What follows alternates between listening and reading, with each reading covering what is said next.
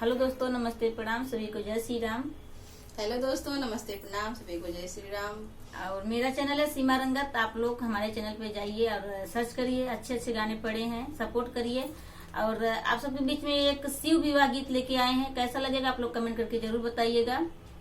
तो चलिए सुनाती हूँ। गौरा जी का है सुना हो महादेवा, से नूरा लिया चटकोर। गौरा जी का है सुना हो महादेवा, से नूरा लिया चटकोर। हमारा के देसे गौरा से नूरा न होला, भभूति से होला बिया। हमारा के देसे गौरा से नूरा न होला, भभूति से होला बिया। गौरा जी कहलिन सुना हो महादेवा, चुनरी ले चटकोर। गौरा जी कहलिन सुना हो महादेवा, चुनरी ले चटकोर। हमारा के देसे गौरा चुनरी न मिली है, गछाला से होला बिया।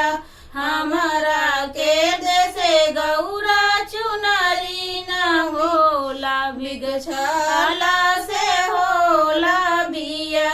गौरा जी कहली सुना हो महादेवा, हरवालिया नगेदार। गौरा जी कहली सुना हो महादेवा, हरवालिया नगेदार। हमारा के देसे गौरा हरवा न मिली है, नगवा से करीला सिंगार।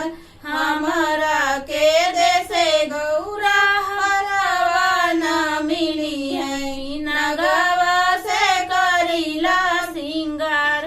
गौरा जी कहेलिन सुना हो महादेवा, झुमका लिया चटकोर। हमनी के देसे गौरा झुमका न मिली है, बिछुआ से करीला सिंगार।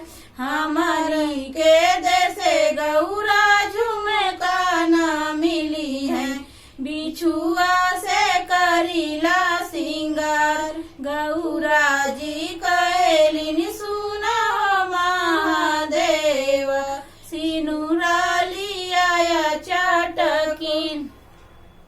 फिर मिलते हैं नेक्स्ट वीडियो में, तब तक के लिए आप सबसे बाय बाय, जय श्री राम।